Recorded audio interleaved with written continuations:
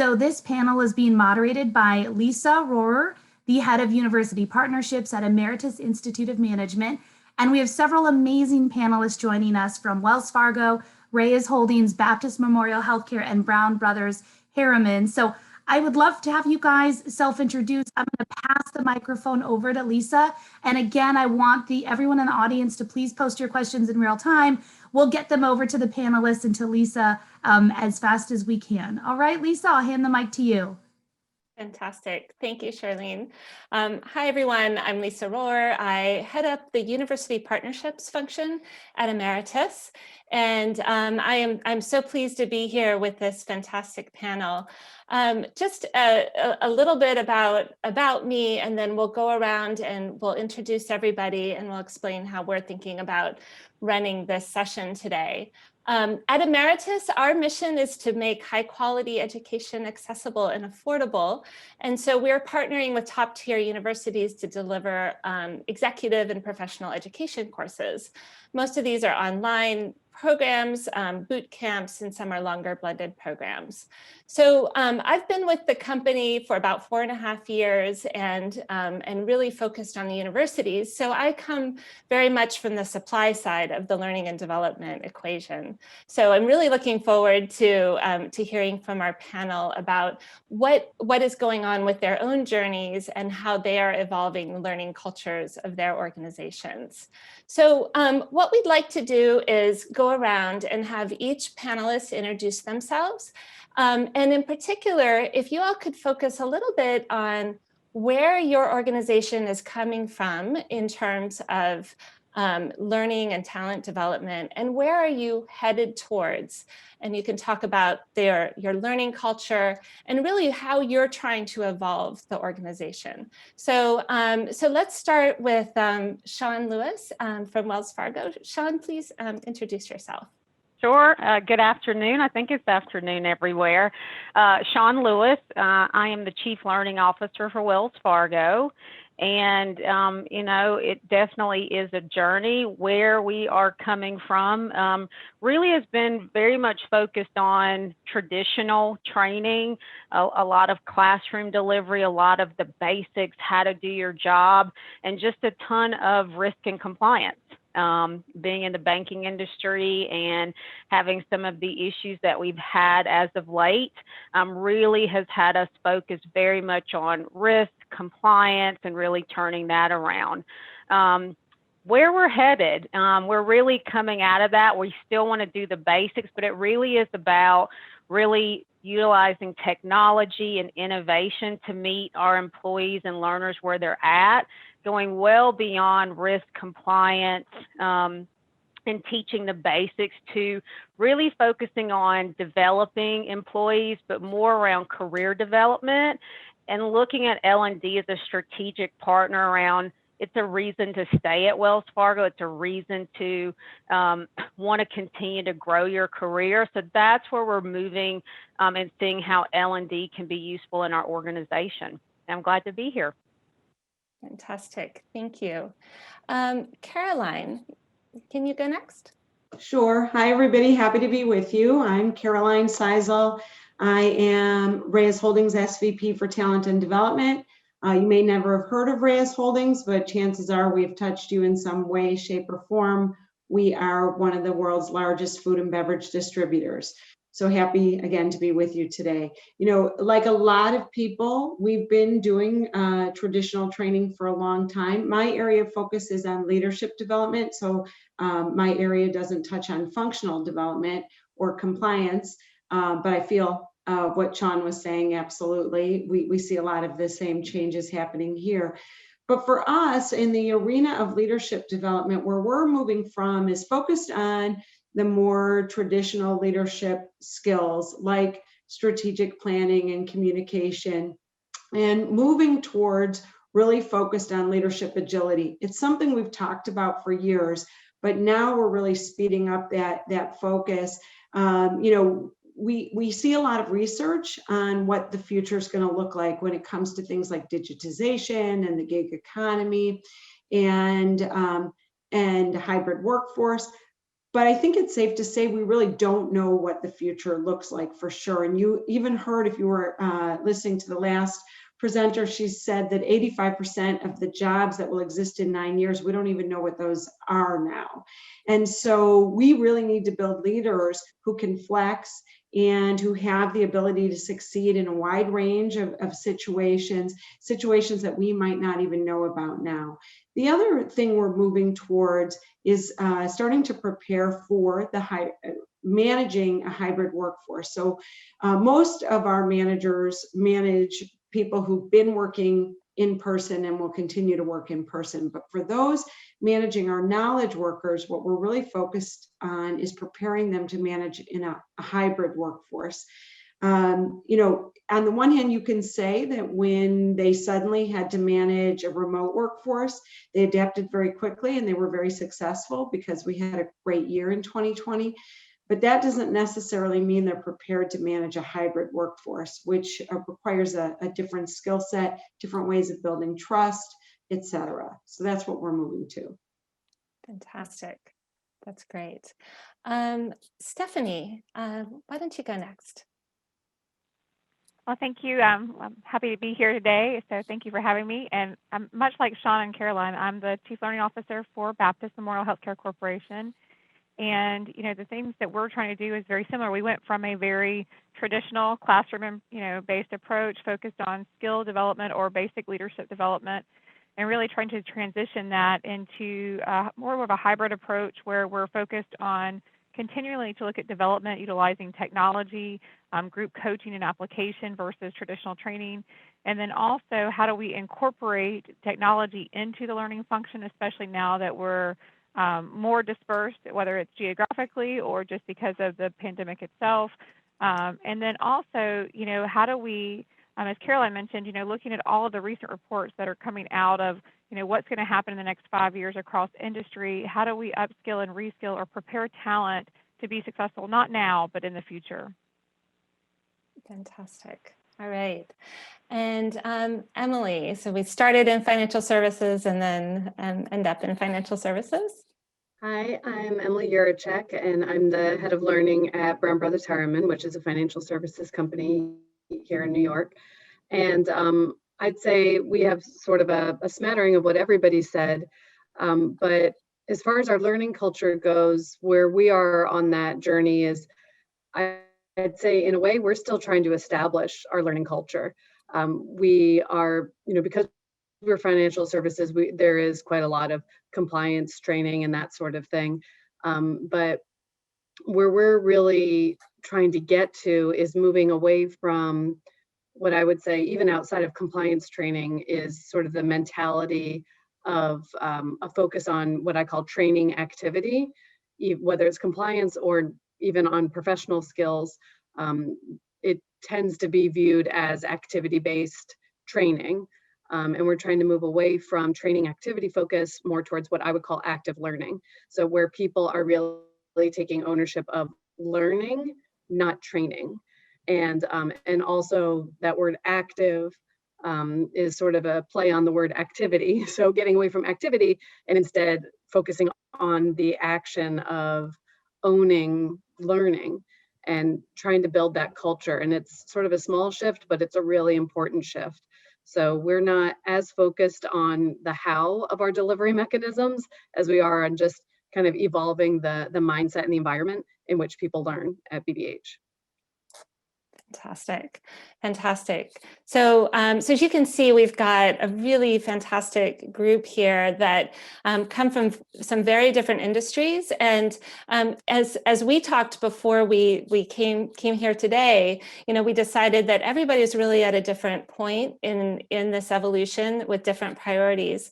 So one of the things that we felt was important for this panel is we really address questions that you might have in the audience. So please do send them in. I've got a few that I'd like to start us with, but we do hope that everyone will submit their own questions for this group.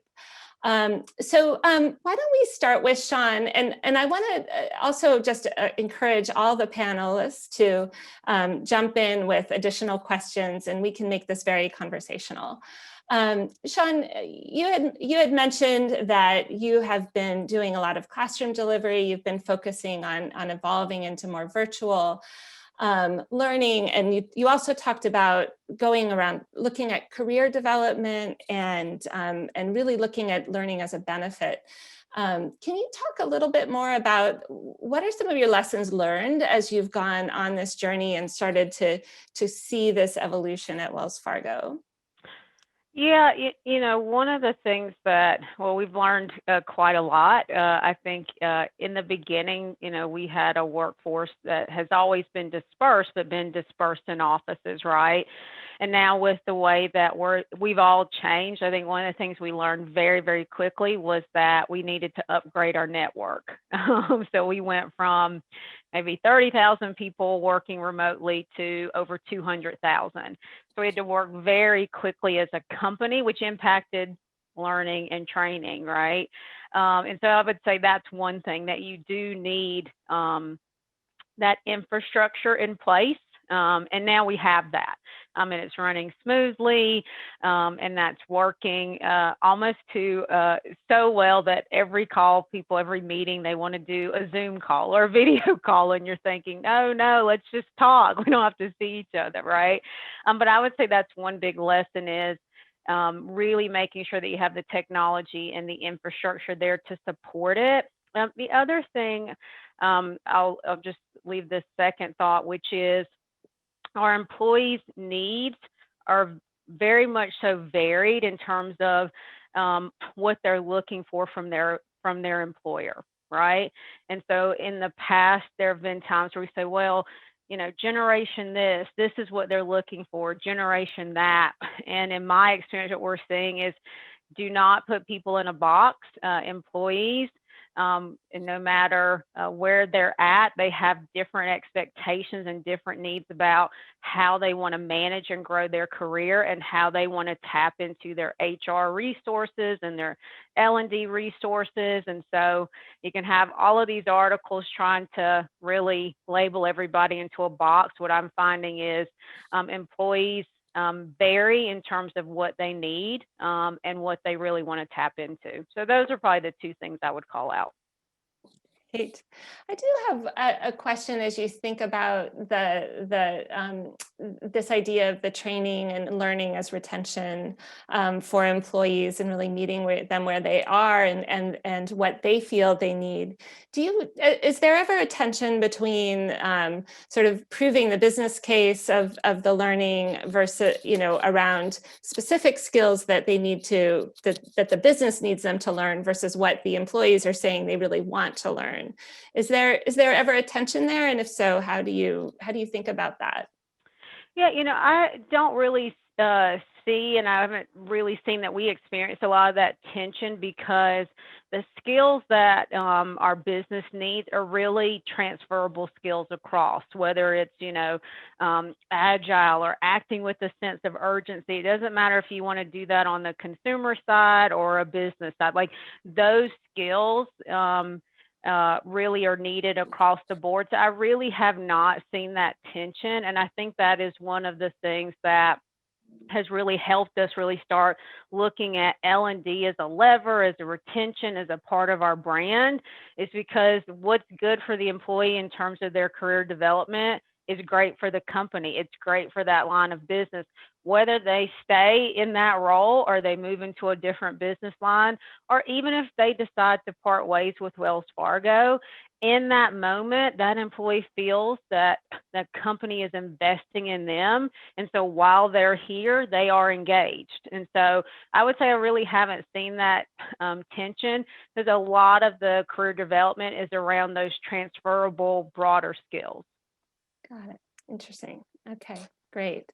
Caroline, you also talked a lot about leadership agility and really trying to build a learning culture around leadership agility. How are you getting buy-in and getting people on board for that kind of approach at Reyes?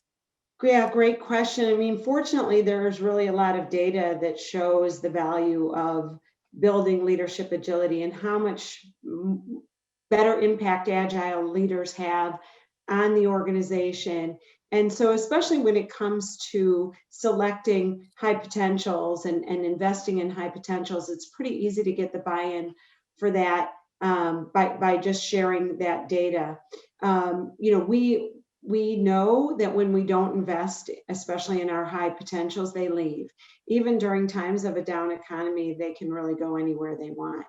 And, you know, so we get a lot of support for investing in them. What's hard is to get everybody to agree on what that development should look like.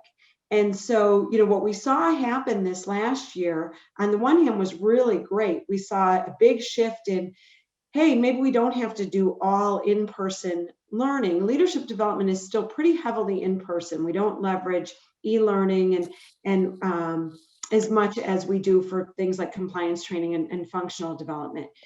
So on the one hand, we were able to show that, look, we can do this virtually for a lot less money. But on the other hand, now what I'm getting ready for is leaders, the sponsors of our learning saying, well, can't we just do it all virtually? And there is still a value to in-person learning in certain cases under the right circumstances for the right group, for the right purpose. And some of the aspects of leadership agility are just that, you know, really being able to focus on innovation often is still done best in person. So when we can get back together in person, we're not there yet. We want to make really informed decisions about when it's in person and when it's virtual. And where I'm expecting to get pushback from sponsors and higher level leaders is, well, it's so inexpensive. Can't we just do the whole thing virtually? Right, right. So it's going to be actually hard to get back to where you came from in some ways. Yeah, or to find that happy middle. Yes. Yeah, right, right. Interesting. You know, Stephanie, you mentioned, you know, sort of focused, you're very focused on the skill building right now, right? And sort of leveraging technology. What are you seeing as some of the challenges? It sounds like Caroline had a pretty easy time and there's been a lot of acceptance of more virtual learning. What are some of the challenges that you've faced as you've gone towards skill building and trying to incorporate more technology at Baptist?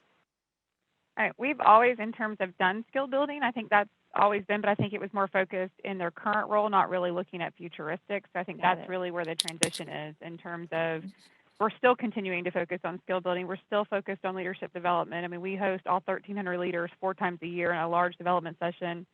I mean, so there's that constant focus there. I think what we're trying to do, though, is look more futuristic as to how do we prepare the workforce, not for now, but for future, to help us achieve our operational outcomes. So the biggest challenge for us is getting buy-in and support. So what we found is you have to tie, you know, your learning outcomes to strategic objectives. If it's not aligned, then why are you doing it? And that's really been our focus is, you know, helping people be successful either in their current role or preparing them for future, and that has to align and showing that ROI, which, you know, gains the buy-in support.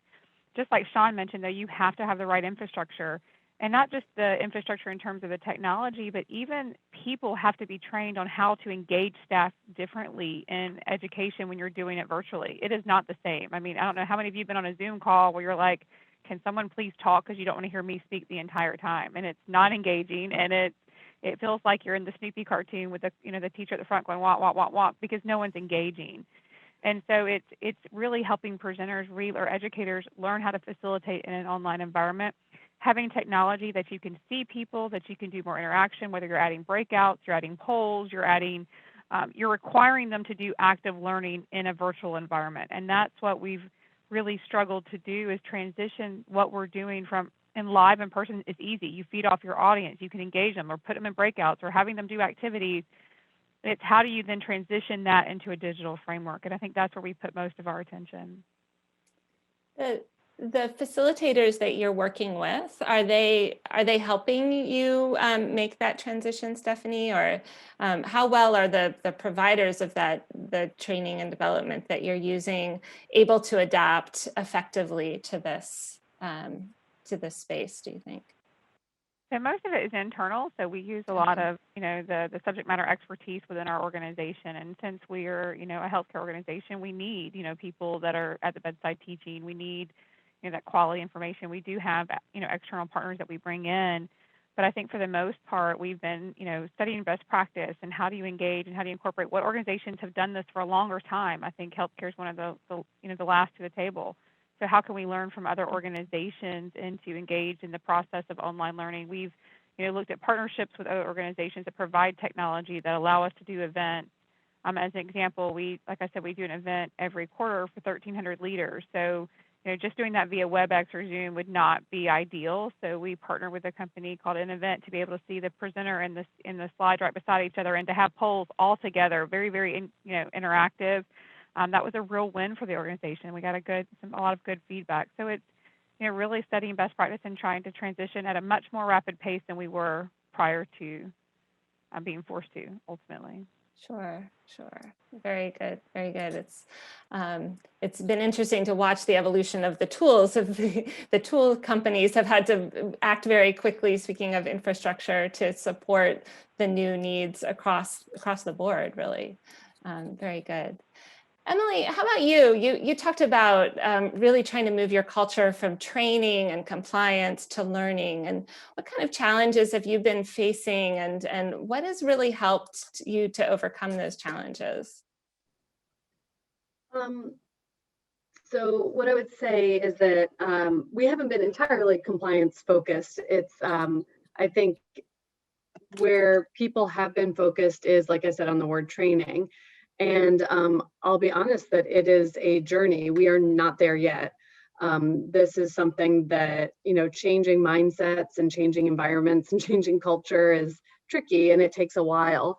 So what we've really focused on is looking at two key contributors to that. One is the environment itself and how we think about learning at BBH and how we shape that. And then this word that other people have used this afternoon, which is infrastructure. And I think that, a lot of it starts with how the learning team role models and what we put out there. And we had to sort of go back to basics and look at ourselves and say, well, what are we doing as a learning team to teach people how to think about what we do? And, a lot of it is, my team knows this very well, but I'm very focused on language. And there are certain words that I just don't let my team use. And they're words like training. We don't use the word training because people have already labeled us as the training team, and that's not who we want to be. We want to be the learning team. And we want to sort of show people that there's a difference between that. We don't use the word e-learning. I have an online learning background, but where that word comes from tends to have such it leaves such a bad taste in everybody's mouth because they think about compliance training. And so, and people tend to think that it's a binary choice. Either it's online or it's in person. And what we want to show is that, we don't do e-learning. We might do learning online. Like this is online learning. And there's things like language really matter. And so we've paid quite a lot of attention to that. Also looking at the environment. And what I would say is really understanding where people are and why they're there. There is a heavy reliance on classroom learning in my organization, and there's good reason for that. What I've found as I've tried to uncover a little bit more about it is that really the focus is on, when you hear leaders talk about it, they talk about the value of networking and that's what's so valuable. And the way I see that and the way I'm trying to bring people along is to say, if networking is the primary goal, we can accomplish that in 30 other ways. There's ways to tackle networking that actually are probably going to be more effective than sending people to a classroom session, because the role of learning, the point of learning is to learn.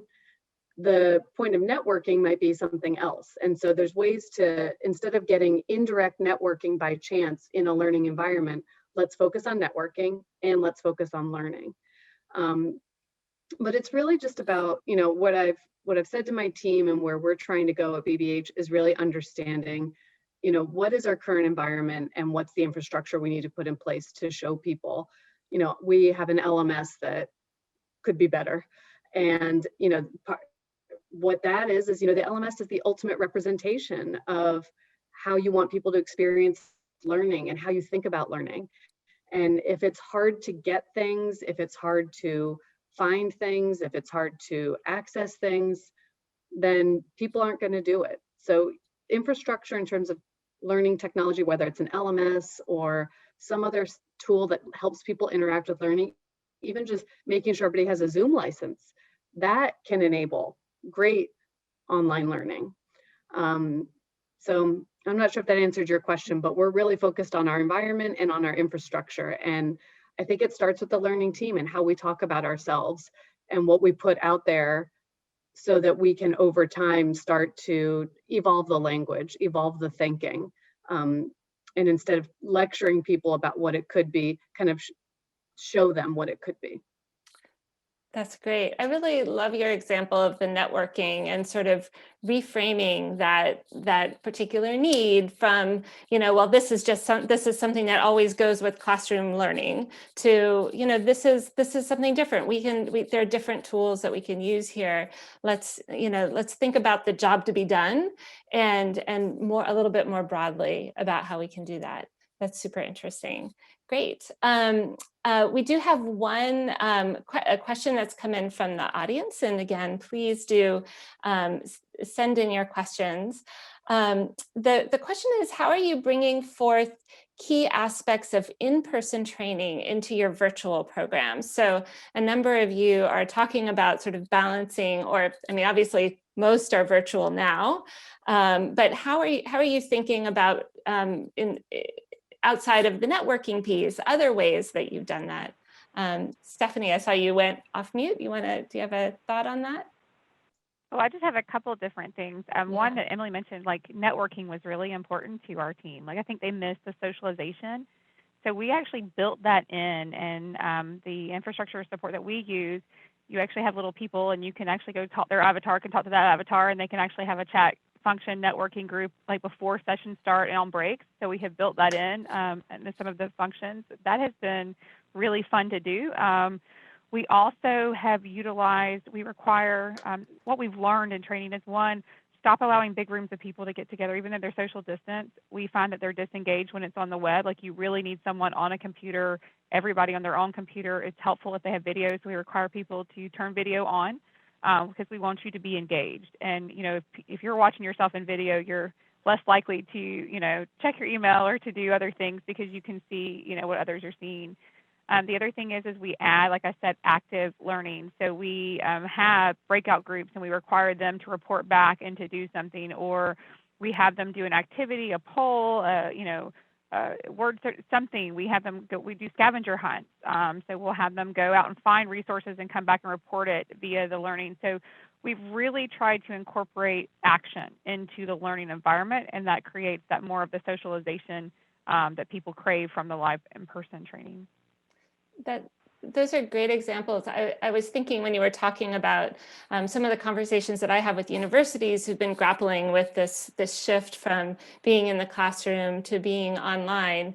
And one of the things I tell them is that actually, in many ways, you can expect more from your participants in an online environment, because there's a higher level of accountability, the kind of active learning you're talking about.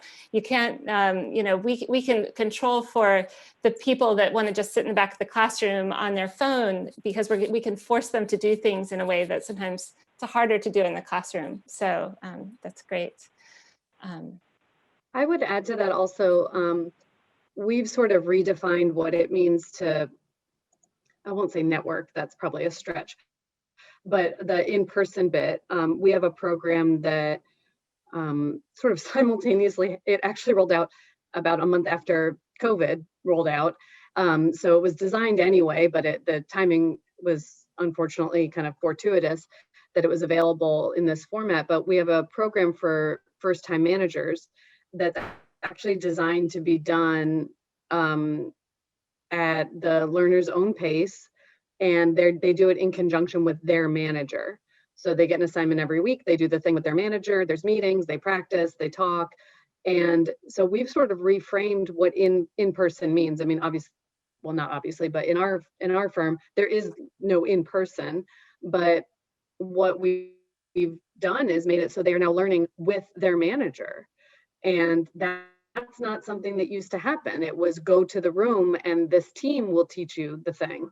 And instead now we've created, so now there's this different type of relationship between manager and direct report.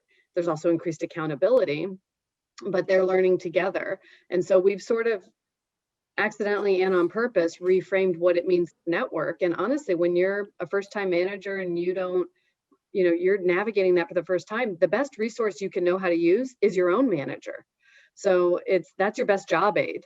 You talk to them hopefully all the time anyway. So it starts to build that rapport. So it's helping them build the right network they need at that right moment. So we've sort of taken credit for that, even though it was already planned, COVID or no COVID. One of the things I would just add to, and I think this has been positive, like what are we doing? How are we adapting? I mean, I think it's also looking at class start times and not necessarily always being very traditional of 8 to 5 is one thing, allowing for more breaks. And making it okay if, the dog jumps up and you see an animal, or, your kid comes home from school and excited and runs into the camera shot. I mean, before, we were all working from home, that would have been like, oh my goodness, like, a dog barking. And now it's more, no one thinks anything, or like, oh, there's, the dog or whatever, just so that people, when they are learning, they're not so focused on, is my dog going to bark? What's going to happen? They can focus on engaging in the learning. If it happens, it happens. It's not a big deal. So really just changing the norm so people can relax and engage. And we understand we're all at home, things are going to happen.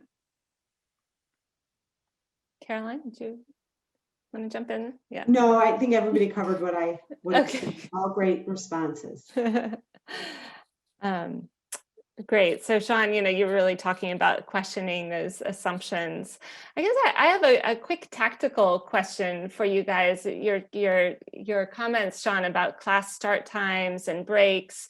How are you thinking about if you're transitioning from classroom learning to online learning? Classroom, you get everybody off in a classroom, they're there all day long, they're captive all day long, versus, kind of learning at home, possibly in between meetings and things like that. Are you trying to replicate the structure more or less of the classroom, or are you spreading it out and doing it in a different sort of days and times and, intervals, that kind of thing? Go ahead, Shawn. Yeah. Oh, yeah. I think it varies. It depends on what it is, right? Where we have that flexibility, maybe it's something around leadership and career. It might be, hey, you're doing your regular, job, and then we're going to spend 2 hours here, and then maybe you go off and do an exercise with your manager. So I think it really depends on the topic. If it's a new hire, it is much more structured because we need to teach them the tools and the basics so that they can then go do the job. But I think it really depends on the topic, the role, in terms of, is it more structured or is there more flexibility? Very good. Yeah, we have a program that, just as an example, it's a multi-module program. It's multiple months. It has a variety of different components, action learning components, mentoring, etc. But there was one part that really was supposed to be kind of a week-long live session. And that's where a lot of the classroom-based training was going to take place, as well as the networking and relationship building portion that's also important for the purposes of this particular program. And we changed that into 3 months of what we're calling mini modules, where each section is maybe 2 to 3 hours, nothing really longer than that, interspersed at different times of the day so that we're only inconveniencing some time zones in each one and not inconveniencing all the, one time zone every time. And we're getting really great feedback on that approach and how much it's allowed them to really practice what they're learning before the next session, instead of having had all of that would have been in 1 week. And by the time that week was over, they would have had an inbox full of a gazillion emails, and it would have been really difficult for them to go back and apply what they learned because they would have been overwhelmed when they got back. So they're really liking this approach. And we'll see what we end up doing with this particular program next year, if we leave it like this or bring that back to being a week-long live portion of the program. Really, very good. Emily, do you want to add something? Yeah, sort of to piggyback a little bit. One of the things that, and again, we're still in our infancy of creating our learning culture, so I'm actually getting quite a lot out of hearing what everybody's saying. But one of the things that we have done over the last year is establish just some true north things for our team. Again, it goes back to infrastructure, but these are things like documenting what everybody's role is in the organization when it comes to learning. What role does the firm play? What role does the manager play? What role does the employee play? Those are not things that everybody was aligned on. It's not rocket science to figure out, but it was important for our team to be grounded in something and have something to go back with. As we start to, again, evolve the learning culture, you have to be really clear on, well, are we actually expecting the employee to drive this? Is the manager supposed to be supporting it? Let's get consensus on that so we can keep pointing back to it. And then another thing we did was establish what we call our learning principles, which is, every vendor we work with is going to, represent these or demonstrate these. Everything we build internally is going to demonstrate these. And there are a lot of the things that I think are coming up here, which are things like, one of our learning principles is that we are efficient with our firm's resources, which means everybody's time and everybody's money. And, so we're always going to look for the design that's going to give us the most efficient use of somebody's time. COVID or no COVID, that needs to be a priority for us. Things like integrating a DE&I mindset into literally every program we have. We build that in from the ground up so that every vendor we work with, we know is going to check these boxes, and everything we build can go through that filter. And it's really allowed us, I think, having those true north things helps us now as we're in a build mode, but I think it's also going to serve us very well when we go back to whatever we're going back to, whenever we're going back to it, to be able to say, listen, your experience during COVID really shouldn't feel very different from your experience after COVID, because learning feels like this at BB8. This is what we give you, and this is how you experience it and how you interact with it. And the methodologies, the background might change, who's in the room with you might change, but what your experience is going to be is always going to be sort of these core things. And I'm really excited that we kind of, again, a lot of this was accidental. It's already planned work, but now that we have it, we can hang our hats on it. And then it doesn't have to feel so jarring to the learner when we do go back, because we're probably not going to go back 100%. It's going to be some sort of phased approach, and that's going to be awkward. So it allows us to sort of to create that constant for our learner. And learner centricity is really at the heart of everything we try to do, which is really like, how do we want our learners to experience this? Not what do we want to accomplish, but what do they need? Great. Thank you, Emily. We're getting a number of questions in from the audience, and so I thought maybe we could turn to a couple more of those. Caroline, I think you were talking about the, sort of wanting to transition back to some face-to-face learning. Do you have any advice to share in terms of proving the need to have some face-to-face learning again, or how are you making the case internally? What is resonating as you're sort of looking ahead to bringing that piece back into your portfolio of learning activities? Yeah, great. Happy to speak to that. So, on the one hand, certain things have not changed. So form should follow function. And I've always had conversations in my career with the consumers of learning or the requesters of learning about what is the right method. Historically, they'll come to you and they'll say, hey, I want an e-learning on this, or I want a classroom learning on this. And I take them back and say, okay, let's look at what you're trying to achieve. And then let's make sure the format and the methodology follows what you're trying to achieve. So to a large extent, that hasn't changed at all. And so I ask those questions like, what are the outcomes you're looking for? What are the skills you're trying to build? What are you seeing now? What do you want to see when it's over? And let the answers really drive whether I believe we're going to achieve those learning objectives best through e-learning, through a live webinar, or through classroom learning. I'm still figuring out when I think classroom learning, in-person classroom learning, is still going to be the best opportunity. I know it's on our more innovative skills that we're trying to build. I know it's on our more collaborative skills that we're trying to build. And I know it is when relationship building and networking is a part of what we're trying to achieve. But I'm still kind of honing my thoughts on that, since we can't have classroom learning yet again. So my first piece of advice is to make sure that you are looking at what you're trying to achieve, and then making sure that the method that you're recommending is the one that best meets those needs. Secondly, get an advocate. So I have one very high level leader who I've already had conversations with about the importance of classroom learning at certain times for certain purposes. And so I know I have an advocate in him, and I'll continue to build those advocates so that when the time comes when people say, well, webinars are so efficient and they're so inexpensive, let's just keep doing live webinars and forget about classroom learning. I have somebody, and more than one somebody, in my corner to help make the case that, yeah, we can do that in a lot of cases, but not all the time. It's great advice. Great advice. On a similar vein, Ariel is asking about hybrid learning and any tips that you all might have on hybrid classes, how to treat, sort of classroom and virtual simultaneously. How are you all thinking about that? And do you have any advice to offer, Ariel?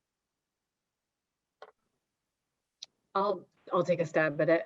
My advice would be, and I'm not in this situation, but it goes back to infrastructure, and I think you have to have the right tools and technology to make it seamless. And I think it doesn't have to be expensive technology, but you need something in place that allows the learner to understand when they're online and what they're doing online, and when they're in person and what they're doing in person, and have that continuity of experience throughout. I can tell you, from where I am, we don't have that technology. We don't have that infrastructure in place. And so we're not going to be doing a ton of hybrid stuff, because we know that the learner experience is not going to be a good one. And as we're trying to build our learning culture and get people more comfortable not being in a classroom, the last thing we can afford is for people to have a really negative experience with this sort of clunky transition. So we'd rather hold back and stay simple, stay traditional until we can get it really right, because my organization is probably more hesitant to experiment with those sorts of things. And so get a misstep is more detrimental than kind of staying in place is. So where I sit, it's about having enough tools, or the right tools, to make the experience as pleasant for the learner as possible. And I don't know all the platforms out there. I know there are a few we have our eye on. So it's not about a new LMS. It's just about a little bit of technology that helps make it an easy experience for the learner. Very good. So we're back to infrastructure, right? And the importance of having the right infrastructure in place to really help, make sure you have the tools to succeed. Great. I'd like to add there, I think you can, in terms of infrastructure is critical, but I think, as Caroline mentioned, you have to put the learner at the center and say what is best in terms of what is the best form, because in our world, and it's very different in healthcare right now, having someone come off the floor to do an 8-hour class isn't going to happen. And it's not the best use of their time, in terms of looking at staffing models and productivity and all of those different things.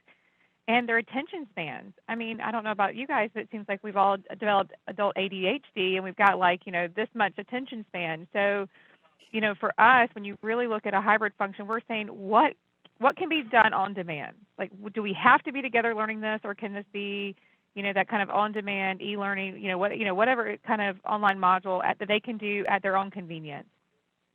How do we then and still engage them in that process? And so one way we've done that, for example, is assign in leadership development, assign articles. And then we have them chat and have to, you know, answer each other in terms of what they learned from it or what they read, just to kind of keep that engagement in between their live classes. And then if we're going to have a live function, whether it's live virtual or if it's in a classroom, how can we boil that down to a 1 to 2 hour experience? And we're doing the same thing I think Caroline mentioned, which is, you know, more classes, smaller increments, kind of that more, you know, utilizing the microburst learning philosophy in a live type instruction of can we bring them more but less time to make it meaningful and to build and layer upon itself, but that it's not, they're not spending 8 hours a day in a class, because I just don't ever see that happening in my world ever again. And so that's what we're really looking at, is put the learner in the center. And I think as learning and development professionals, it's really important that we ask ourselves, is it more comfortable for us to do live in classroom? And because that's what we've done and that's what we've been trained to do, is that the right thing still for the learner? Or can we be more agile in our approach and quicker to put stuff out and experiment and get feedback and then make changes and adjustments as we go? And so that's what we're really trying to do, but that's also an opportunity. Great. We have just a few minutes left there. We'll try to fit in one more quick question. This is a little bit of a pivot, but we have one question about high potentials and how your talent management, performance management, learning and development functions are all working together to identify, develop, and leverage high potential talent. And are you looking at that group any differently as you're going forward here? Are there any special considerations when you're focused on that high potential group?